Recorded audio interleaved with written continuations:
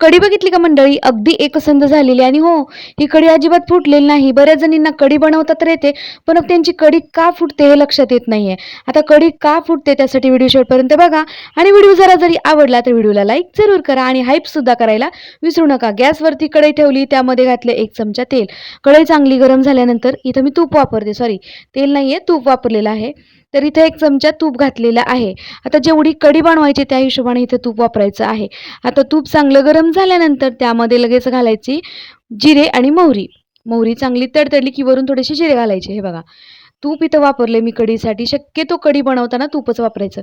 इथं बारीक चिरून घेतलेलं लसूण. लसूण खात नसाल, नाही वापरला तरी सुद्धा चालेल. जिरे, मोहरी चांगली तडतडली, लसूण घातला. यामध्ये घातले हिरवी मिरचीचे काप.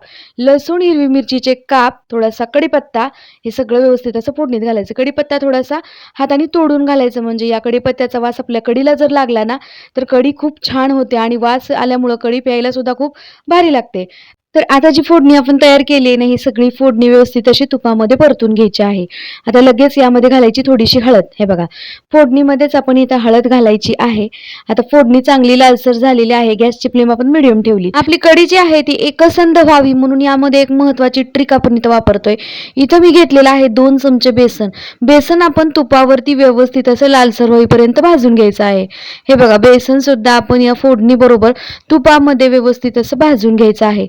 किंचितभर लाल तिखट घालते, कारण हिरवी मिरची जास्त तिखट नसेल तर लाल तिखट वापरा. हिरवी मिरची तिखटच, लाल तिखट वापरू नका. आता थोडीशी कोथिंबीर घातली आणि सगळी फोडणी व्यवस्थित अशी हलवून घेतली. तर इथं आपली फोडणी तर तयार झाली.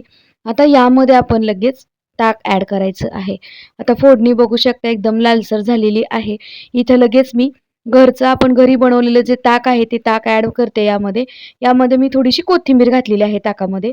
सगळं ताक जे आहे ते आपण या फोडणीमध्ये ॲड केलं आणि आपण जे बेसन फोडणीमध्ये घातलं होतं ना, ते सगळं या ताकामध्ये व्यवस्थित मिक्स करून घ्यायचं आहे.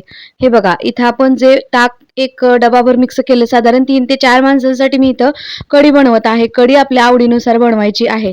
आता कढी बनवण्याच्या पद्धती आणि प्रकार सुद्धा खूप वेगवेगळे आहेत.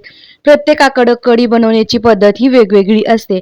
आता ही मी ज्या पद्धतीनं कढी घरामध्ये बनवते ना, त्याच पद्धतीची कढी बनवते. बऱ्याच जणाला कढीमध्ये शेंगदाणे सुद्धा आवडतात, खोबऱ्याचा किस सुद्धा घालायला आवडतो. पण मी एकदम सिंपल आणि फटाफट तयार होणारी कढी दाखवते. इतकी भारी लागते ना अशा पद्धतीने बनवलेली कढी. थोडीशी हळद मी घातली यामध्ये, कारण मला थोडासा कलर कढीचा आणखीन थोडासा डार्क हवा होता, पिवळसर कलर पाहिजे होता, म्हणून थोडीशी हळद घातली यामध्ये. सगळं पीठ जे आहे ना, तर तेल तुपामध्ये व्यवस्थित भाजल्यामुळं ना याच्या गुठळ्या होणार नाही, त्याची काळजी घ्यायची आहे आणि व्यवस्थित त्याला हलवून घ्यायचं आहे. आता कढी फुटण्याचं मुख्य कारण म्हणजे काय तुम्हाला सांगते. आता मी इथं 3 ते 4 माणसांसाठी कढी बनवली आहे ना, यामध्ये कोथिंबीर सुद्धा घातली. चवीपुरतं यामध्ये आता मीठ घालायचं आणि साखर सुद्धा घालायची आहे. इथं ताक जास्त आंबट असेल तर यामध्ये भरपूर साखर लागते, कारण मला इथं आंबट गोड तिखट चवीची कढी आवडते. त्यामुळे मी यामध्ये साखर घालत आहे. 3 ते 4 चमचे यामध्ये मी साखर ॲड करते आता. हे बघा, 3 ते 4 चमचे इथे यामध्ये साखर ॲड करते. चवीनुसार यामध्ये साखर ॲड करायची आहे. आता मी तुम्हाला सांगते कढी फुटण्याचं कारण. कढीला फोडणी दिल्यानंतर आपण याला म्हणजे सतत हलवत राहायचं आहे या ताकाच्या कढीला. बघा, मी ना जेव्हापासून कढीला फोडणी दिली आहे ना, तेव्हापासून सतत हलवत राहते आणि गॅसची फ्लेम फुल करायची. फुल गॅसवरती मस्त अशी कढी हलवत हलवत व्यवस्थित अशी शिजवून घ्यायची. म्हणजे काय होतं यामध्ये ना, ही कढी फुटणार सुद्धा नाही. आणि खरं सांगते तुम्हाला, या पद्धतीने एकदा जर कढी बनवली ना, अजिबात तुमची कशीही कढी बनवा फुटणार नाही. फक्त याला कंटिन्यू हलवत राहायचं आहे बघा, म्हणजे आपली कढी फुटणार नाही आणि आपण कढी जी आहे ती व्यवस्थित मिक्स होते. चोतापाणी कढी होत नाही बघा. कधी कधी काय होतं, कढी आपण उकळी आणण्यासाठी गॅसवरती ठेवतो पण त्याला हलवायचं विसरतो. याला कंटिन्यू हलवत राहिलं ना, ही कढी अजिबात फुटत नाही बघा. व्यवस्थित अशी सगळीकडून व्यवस्थित हलवून घ्यायची. सतत ढवळत राहायचं. ज्या पद्धतीने आपण बासुंदी बनवताना खाली दूध लागू नये म्हणून कसं बासुंदी बनवताना दूध हलवत राहतो, तसंच कढी बनवताना सुद्धा आहे. या कढीला सुद्धा व्यवस्थित असं हलवत राहायचंय, म्हणजे आपली कढी जी आहे ती फुटत नाहीये, चोता पाणी होत नाहीये. हे बघा, कंटिन्यू हलवत राहायचं आहे आणि फुल गॅसवरतीच कढी आपण व्यवस्थित अशी गरम करून घ्यायची आहे. कढी अशी एकसंध झालेली आहे बघू शकता. हे बघा, मस्त. आता सध्या कडाक्याची थंडी पडते, खूप कडाक्याची थंडी आणि गरमागरम अशी कढी भात खायला खूप भारी लागते. मस्त कढी कशाबरोबर सुद्धा खाऊ शकता. मस्त अशी प्यायला भारी लागते.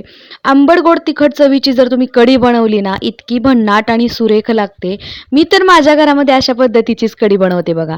आता तुम्ही कशी कढी बनवता मला कमेंट करून नक्की सांगा. तर मंडळी, बोलता बोलता सांगायचं राहिलं, आपण जी कढी फोडणी टाकत होतो ना, त्यामध्ये मी थोडंसं पाणी मिक्स केलेलं आहे. आता डाळीचं पीठ तुम्ही तुमच्या आवडीनुसार यामध्ये मिक्स करायचं आहे. कढी ऑलमोस्ट तयार झालेली आहे, तरी सुद्धा आणखीन 1-2 मिनिटं तरी याला व्यवस्थित असं शिजवून घेते. शिजवून म्हणण्यापेक्षा जास्त उकळी न काढता याला सतत हलवत आणि ढवळत राहायचं आहे. त्यामुळे कढी गरमागरम आणि खाताना सुद्धा व्यवस्थित असं गरम करून घ्यायचं. तर कढी एकसंध व्हावी म्हणून सुद्धा काय करावं लागेल हे आपण पाहिलं आणि कढी फुटू नये म्हणून सुद्धा खूप महत्त्वाची टीप आपण या व्हिडिओमध्ये पाहिलेली आहे.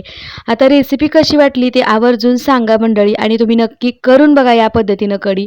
तर भरपूर सारी कोथिंबीर मी या कढीमध्ये घातलेली आहे. मस्त अशी कढी तयार झालेली आहे आणि फटाफट अशी मी एन्जॉय करणार आहे. तुम्ही सुद्धा नक्की करा आणि चला पुन्हा भेटूया अशाच एका छानशा साध्या सोप्या आणि झटपट इन्स्टंट कढीच्या रेसिपीसोबत.